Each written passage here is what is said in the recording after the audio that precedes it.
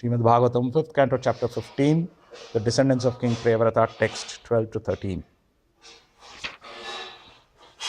In Maharaja Gaya's sacrifices, there was a great supply of the intoxicant known as Soma. King Indra used to come and become intoxicated by drinking large quantities of Somarasa. Also, the Supreme Personality of Godhead, Lord Vishnu, the Yajna Purusha, also came and personally accepted all the sacrifices offered unto him with pure and firm devotion in the sacrificial arena. When the Supreme Lord is pleased by a person's actions, automatically all the demigods, human beings, animals, birds, bees, creepers, trees, grass, and all of the living entities, beginning with Lord Brahma, are pleased. The Supreme Personality of Godhead is the super soul of everyone, and he is by nature fully pleased. Nonetheless, he came to the arena of Maharaja Gaya and said, I am fully pleased. So see what a wonderful devotee Maharaja Gaya is, what a great leader.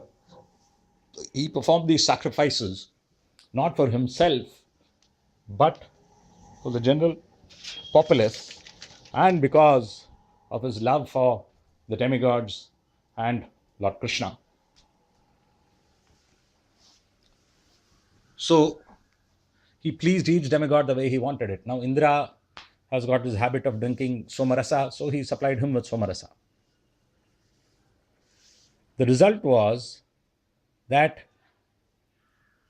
all the demigods blessed him, and even though he wasn't doing anything for blessings, they gave him the blessings.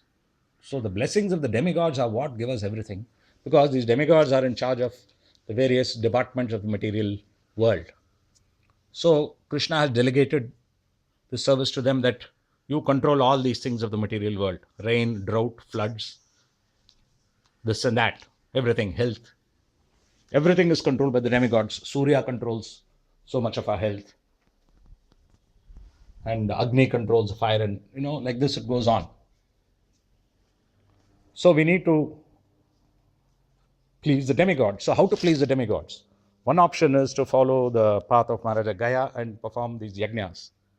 But then, as Prabhupada has mentioned many times, we cannot perform yajnas the way it's actually supposed to be done, in a big scale, offering ghee and somaras. So many things have to be offered. We have nothing.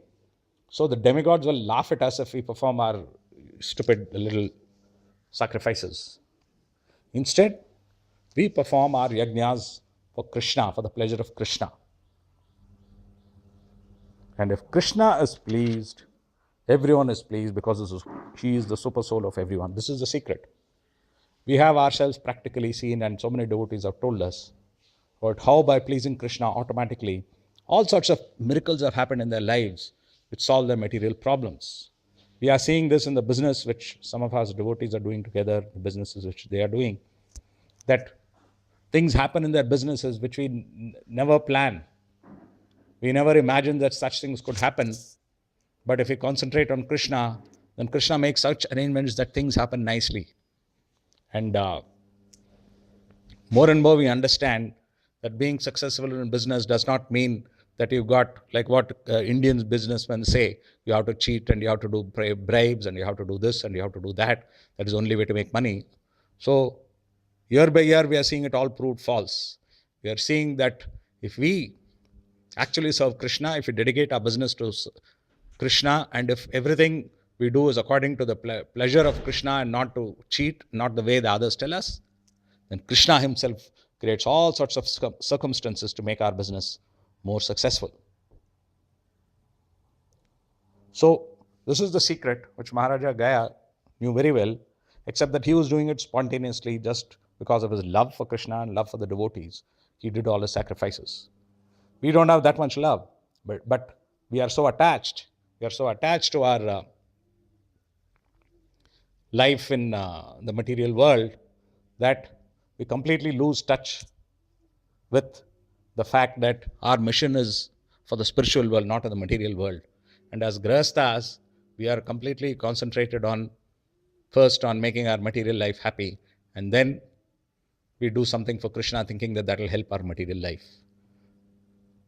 Later on, I will send all of you the message which Guru Maharaj has given us in Bangalore for Mission 2020. It's an amazing message with all sorts of direct, clear instructions for us on what we must do. And the essence of that is that We have to stop giving excuses. We have to stop waiting. And if we dedicate ourselves to this mission 2020, making all sorts of sacrifices, then we can make Bangalore the first Krishna conscious city in India. Whatever we do in Bangalore will influence the rest of India. And as we know, what happens in India will influence the rest of the world. And not only that, he has said that Mission 2020 is only the first step of what we are doing. And he said more and more steps are going to be revealed. That means our lifetime program has already been given by Krishna, because till 2020 is covered, more and more will come. That means our whole lives are going to be covered, which means all of us have to dedicate our lives to this mission and not to other things. So this message is not that only Bangalore we have to do it and none of you in other places have to do it. All of you, please take this message. And since you are all working under our guidance, myself and Mataji, you please take this message and make specific plans for your own areas in the spirit of what Guru Maharaj has told you, and please send us those plans. Don't say that, don't wait for us to ask you. You show your enthusiasm to follow Guru Maharaj's message, which is not only for us, but for everyone who is willing to follow it. Make your plan for your particular city where you're preaching. Youth, you please make the plan for yourself and send it to me. Have a nice plan according to the spirit of Guru Maharaj's instructions, and Krishna will be pleased because Guru will be pleased, and everything successful is going to happen in your life. I guarantee you. Hare Krishna.